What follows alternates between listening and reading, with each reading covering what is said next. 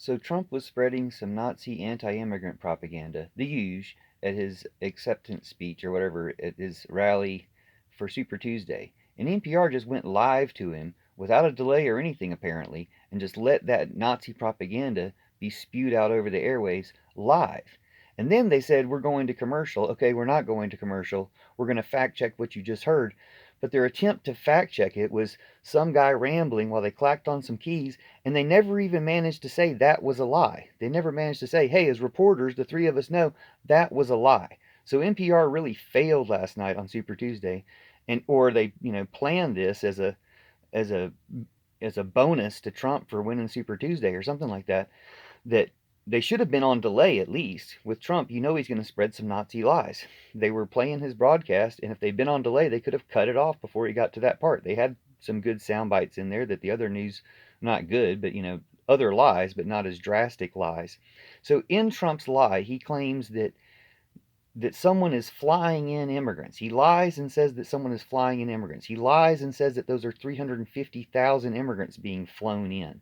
He lies and says these things, and NPR just let it go out over the airwaves, said they were fact checking it as if they had the impulse to call it out as a lie, but didn't manage to fact check it. After the guy rambled for a while, he said, I wasn't able to fact check that because there's no fact behind it. It's just some made up Putin propaganda, which now will become a story because other Trump-Putineers will spread the Nazi propaganda that Putin wrote for him.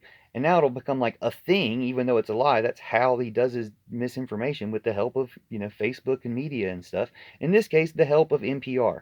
I was very disappointed in NPR for months before Bolsonaro's election when they kept talking about how popular he was. And then 3 days before the election, they talk about how Facebook and Twitter have to take off 150,000 fake accounts that were promoting him. But they were promoting him every night. The BBC and NPR every night promoting him, talking about how popular he was.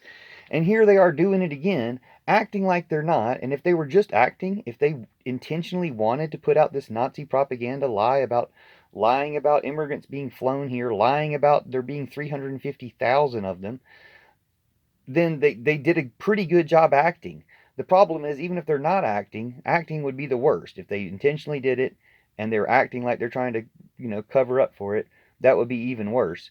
But even if they just made a mistake, it has basically the same effects. It's they're putting Nazi propaganda out there on the airwaves. They're not even counteracting it in the moment. And, how many times do they have to broadcast an apology to reach all the people that they might have reached on Super Tuesday to make up for that? Will they even broadcast an apology? Will they emphasize the fact that they let a Nazi propaganda lie go out? And will they emphasize that it's a Nazi propaganda lie, as everything Trump says, so that we can finally put this evil, worst curse to America recurring to bed so it never comes back? Put Putin's puppy in the pound, put that Russian bear to bed, and end war and evil in the world? Or are they just doing everything they can possibly do to compensate, to please Putin, let the baby have his bottle, let him have America for that matter, so he won't drop nuclear bombs?